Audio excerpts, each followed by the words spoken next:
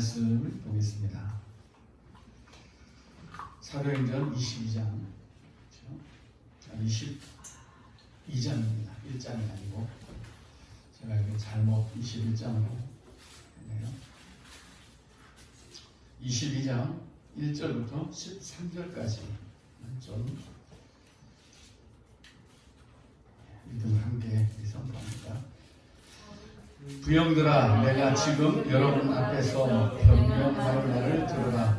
그들이 그가 히브리 말로 말하는 듣고 더욱 조용한지라. 이어 이르되 나는 유대인으로 길리기아 다섯에서 왔고 이 성에서 자라 가말리엘의 문화에서 우리 조상들의 율법에 엄한 교훈을 받았고 오늘 너희 모든 사람처럼 하나님께 대하여 열심히 있는 자여라.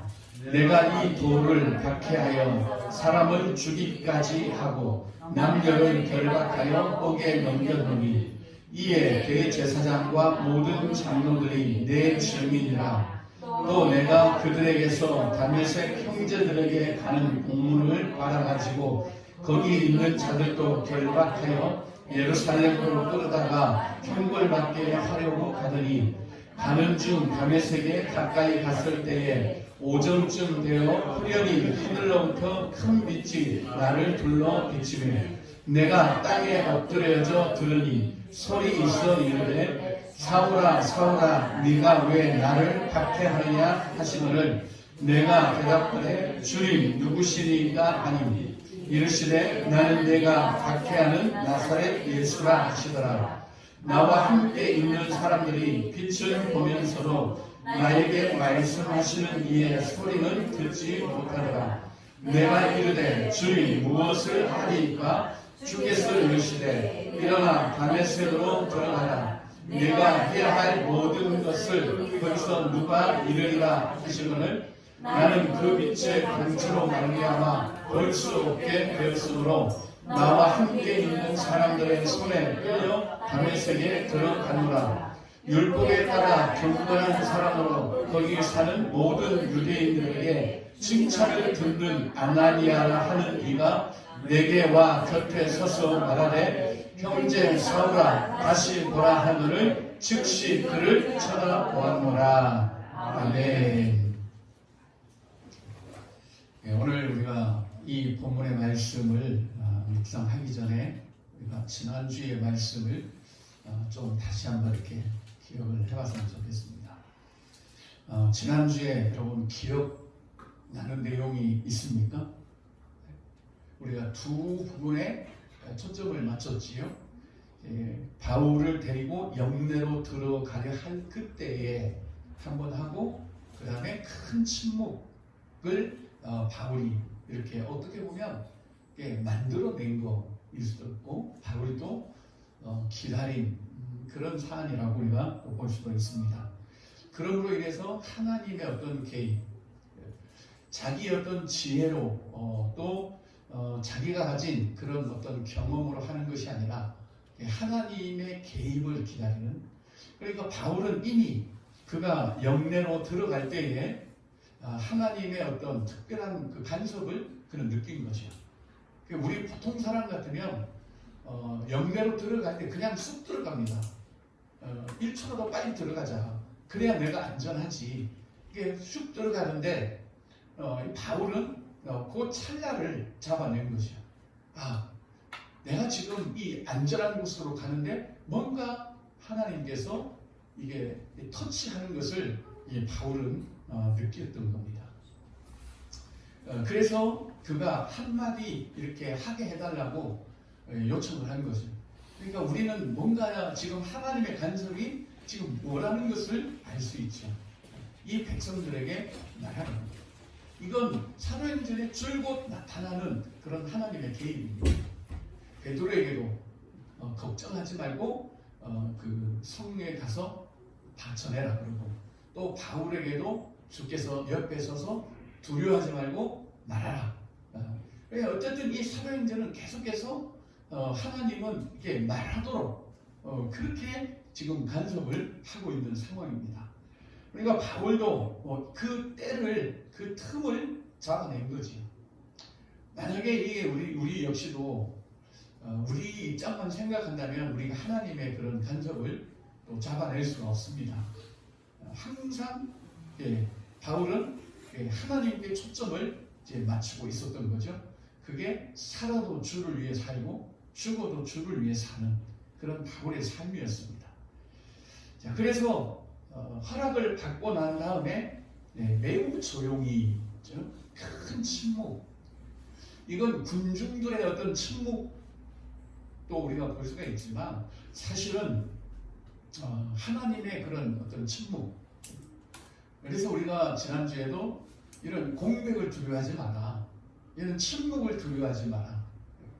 우리는 진짜 공백을 두려워해요. 저도 이렇게 메시지를 전하다가 제가 한 3초만 아무 말 안 하고 있으면 벌써 이 분위기가 좀 이상해질 겁니다. 저 역시도 1초만 조금 이렇게 늦게 하면 뭔가 좀 이게 막 불안해지기 시작을 합니다. 그만큼 우리는 공백을 직면하는 것을 두려워합니다. 그렇지만 그런 공백이 있어야 우리가 하나님의 그런 개입을 또 받을 수가 있는 거예요. 자꾸 급하다고 빨리빨리 처리한다고 해서 좋은 것은 아닙니다. 그래서 우리 삶에도 이런 큰 침묵이 좀 있어야 돼요. 하나님이 간섭하실 수 있는 그런 침묵. 우리의 마음도, 우리의 생각도, 우리의 말도, 우리의 어떤 그런 또 사역들도 이런 큰 침묵의 그런 때가 있어야 또 하나님의 그런 간섭을 받을 수 있습니다. 이 바울이 아마 이 순간에 그런 하나님의 어떤 간섭을 받았으리라고 저는 분명하게 확신해요. 왜냐하면 바울이 가장 두려워했던 것이 뭔지 아시잖아요. 자기 지혜로 할까봐 가장 두려워했습니다. 하나님의 어떤 나타나심, 하나님이 이렇게 행하라고 하시는 그게 아니고 자기 어떤 지혜나 자기 지식으로 할까봐 그걸 가장 두려워했습니다. 그래서 그런 심이 두렵고 떨었다. 왜냐하면 자기께 나올까 봐서 그랬다. 그러니까 바울이 지금도 하나님의 그런 간섭을 충분히 기다리는 그런 큰 침묵을 이 바울이 만드는 거예요. 그래서 하나님이 내게 뭘 말씀하라고 하실까? 바로 이걸 바울이 그렇게 큰 경험을 했죠. 영적 체험을 했습니다. 다메섹 도상에서. 근데 주구장창 바울은 이 감정을 써먹은 게 아닙니다. 아주 특별한 때에 자신이 예수를 만났던 이 간증을 이제 하게 되는 건데요. 아마도 바울은 앞을 쭉 보면 다른 이야기를 하려고 했을 수도 있습니다. 그런데 여기서 바울이 예수님 만난 이야기를 지금 하는 거예요. 예수님 만난 이야기를 할 수 있는 그런 타이밍이었는지는 모르겠지만 어쨌든 이 바울이 자신을 찾아오신 이 예수를 이렇게 만난 이야기를 지금 하는 것을 보면 하나님께서 이 바울을 충분히 간섭을 하셔서 자신의 어떤 간증을 지금 말하는 것이라고 우리가 보면 되겠습니다. 그러니까 이 간증도 내가 예수님 만났다 그래서 막 그냥 아무한테나 그게 말하는 게 아니에요. 하나님께서 그 마음을 주실 때 이야기해야지. 그래서 우리는 내가 이런 주님을 만났다고 해서 그것만 주구장창 막 전국을 떠돌면서 막 간증 집회를 하고 다니고 그것은 좀 바람직하지 않다. 저는 그렇게 봐. 왜냐하면 우리가 말해야 되는 것은 내 어떤 그런 주님을 만난 이야기보다 그리스도의 복음입니다. 이 복음을 먼저 우리는 이야기를 해야 돼요. 그런 과정 속에서 또 하나님이 내가 주님 만난 이야기를 필요하다면 또 한 거죠. 그때. 그런데 나의 간증이 주가 되면 안 되는 겁니다. 그러니까 우리도 항상 나눔을 할 때 나의 어떤 그런 체험보다는 내가 만난 그분, 내가 만난 주님에 대해서 내가 주님의 마음을 알았다든지 이런 마음이시더라 하는 거죠. 그러니까 오늘 바울이 지금 이렇게 자신의 경험을 또 예수님 만난 것을 보면은 내가 예수 만났다, 내가 이러이러 하다가 만났다는 게 주가 아니라 그가 만난 예수 그리스도가 초점이 되는 겁니다. 자, 이런 소론을 가지고 오늘 우리 말씀을, 오늘 본문의 말씀을 들여다보면 저는 항상 그래요. 이렇게 한 본문이 있으면 거기서 핵심되는 부분을 저는 이렇게 일단은 찾습니다. 그리고 그 핵심되는 말씀으로 전체를 이렇게 쭉 한번 이제 비춰가는 거죠. 그러면서 이 성경을 이제 보는데, 그래서 지난주 본문도 바로 그때와 큰 침묵이라고 하는 요 두 핵심을 가지고 우리가 본문을 이제 보았습니다. 그래서 오늘은 바로 이 제목에 있는 그대로입니다. 다시 보라. 저는 이게 지금 핵심이라고 생각을 해요. 다시 봐야 된다. 이 모든 이야기 끝에 이게 초점이 뭡니까? 아나니아를 보내서 사울에게 안수하고 그 큰 빛에 의해서 눈이 가리워진 것을 이제는 다시 보게 하는, 바로 이게 이 다메섹 도상에서 예수를 만난 이야기의 핵심이 아닐까, 이렇게 생각을 합니다. 이 다시 보다라는 말은 우리 한글은 두 단어인데 헬라는 한 단어예요. 아나블레포라는 이 한 단어입니다. 그것은 어떤 단어인가 하면, 아나라고 하는 것은 중심, 본질, 블레포는 보다, 이런 그 두 합성어입니다. 그러니까 중심을 보다, 다시 한번 본질을 보다라는 것이 이 아나블레포라는 다시 보다라는 그런 의미입니다. 그러니까 다시 보다라는 것은 못 봤는데 다시 보는 게 아니라 뭔가 봐야 될 본질을 이제 보게 된 거죠. 바로 이 단어입니다. 여러분, 이 단어가 어디에 쓰여 있냐면, 예수님께서 이제 보리떡 5개와 물고기 2마리를 가지고 하늘을 어떻게 했습니까? 하늘을 우러러 축사하시고, 근데 우리는 아무 의심 없이 하늘을 우러러 축사하시고 그냥 그렇게 알고 있어요. 그렇죠? 하늘을 우러러, 도대체 이게 뭔 뜻인가? 물론 우리가 사용하는 말이죠. 하늘을 우러러, 우리도 한 점 부끄러움이 없기를. 그런데 우러러, 그게 바로 오늘 이 단어가 쓰인 겁니다. 아나블레포라는 이 단어가 쓰인 거예요. 그러니까 하늘을 우러러 했다는 게 그냥 먼 산, 하늘을 보는 게 아니라 요게 중심을 보았다. 하나님, 그죠? 본질을 보았다는 겁니다. 그 본질을 보고 그분을 의존해서 이제 축복하셨다. 이런 의미가 되겠습니다. 그래서 우리는 이런 걸 이제 하나하나 좀 의문을 가지고 좀 볼 필요가 있어요. 성경에 보면 이게 뭔 뜻일까? 그냥 있는 그대로 우리가 아는 것보다는 한번 내가 생각해 보는 게 무슨 뜻일까? 은혜, 이게 뭘까? 은혜 받는다는 게 뭘까? 이런 걸 우리가 계속해서 좀 묵상하고 이제 생각하는 것이 이제 필요합니다. 그래서 하늘을 우러러 할 때 예수님도 그 본질을, 중심을 이제 보신 것처럼 오늘 이 사울도 보면은 바로 다시 보라 하는 그런 아나니아의 안수를 받고 13절 보니까 즉시 그를 쳐다보았더라. 그러니까 다시 보인 거죠. 왜 이게 핵심이 있는가 하면 요 앞까지는 뭐였습니까? 예수를 핍박하는 거예요. 그러면서 지금 사울이 뭐라고 하는가 하면, 나도 유대인이고 길리기아 다소에서 났고 이 성에서 자라 가말리엘의 문화에서 우리 조상들의 율법에 엄한 교훈을 받았다. 그리고 오늘 너희 모든 사람들처럼 하나님께 대하여 다 열심히 있는 자였다. 정말 이 바울 열심이었죠. 4절 보시면 내가 이 돌을 박해했다. 어느 정도까지? 사람을 죽이기까지 하고 남녀를 결박하여 옥에 넘겼다. 얼마나 열심히 있었던지 그 일을 했다는 겁니다. 또 뿐만 아니라 5절 보면 공문을 받아가지고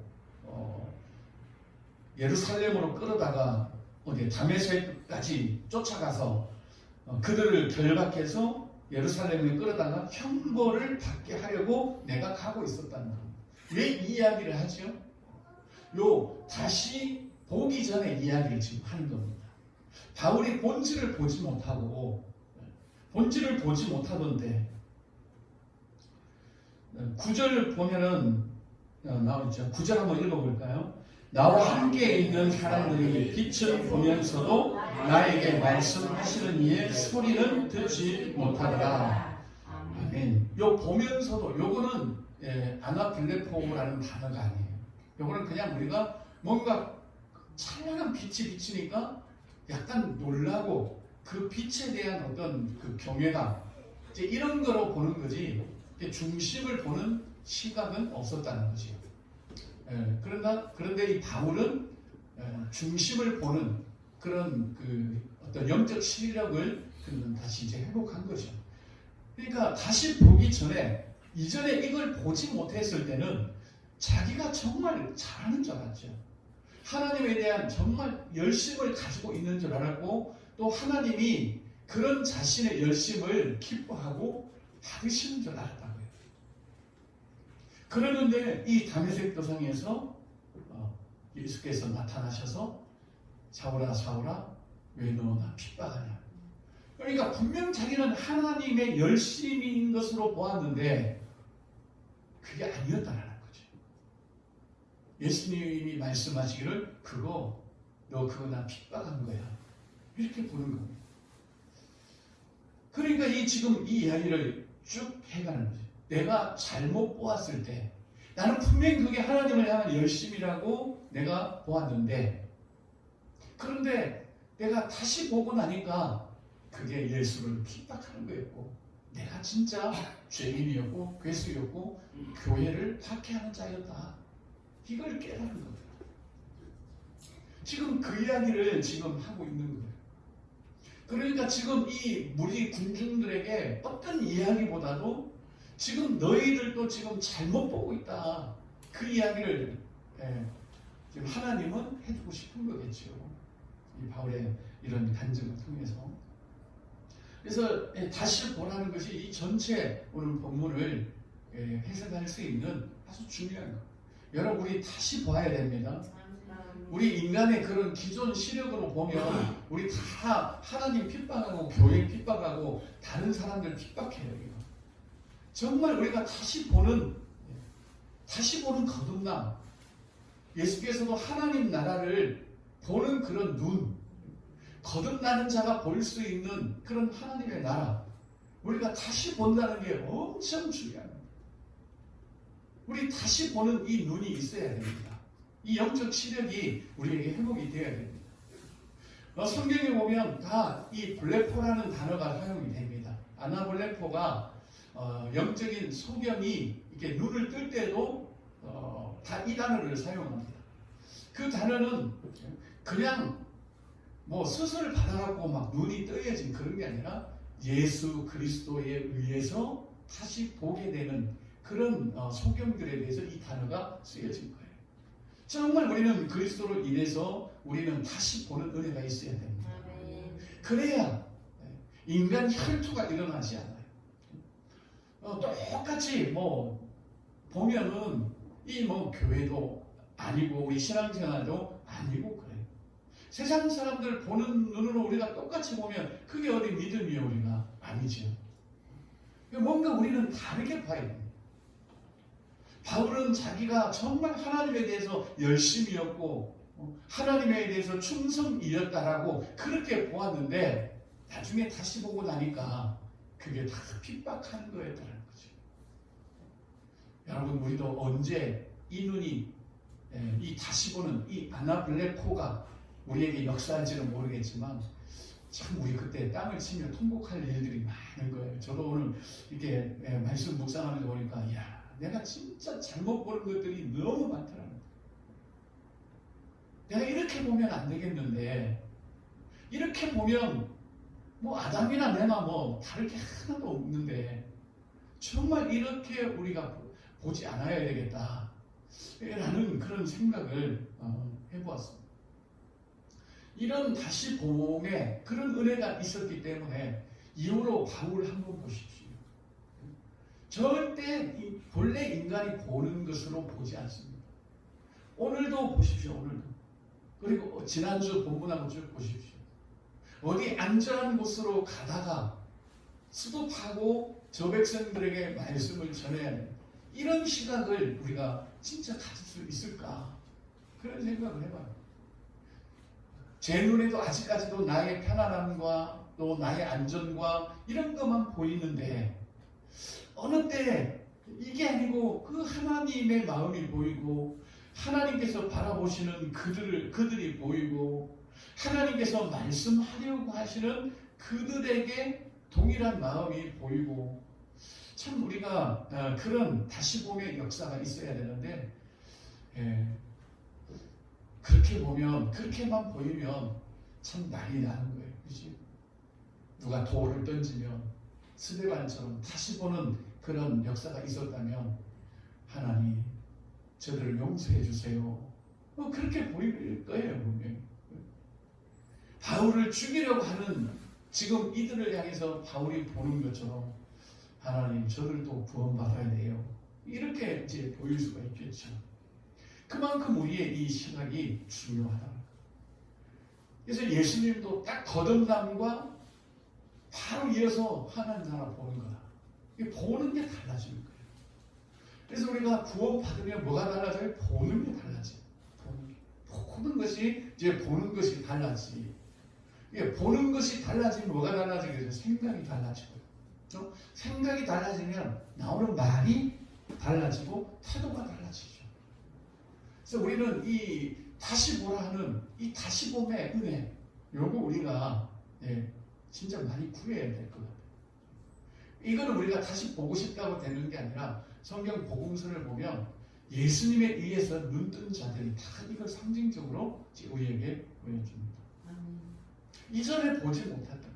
우리는 그 단순히 생각하잖아요. 소경이었기 때문에 뭐 이전에 못 보던 것들이 이제 새롭게 보이겠지. 성경의 흐름을 보면 그렇습니다. 제자들에게 누룩을 조심해라고 예수님 말씀하시니까 떡을 안 가져와서 예수님이 뿔났구나. 이렇게 보는 거죠. 이제.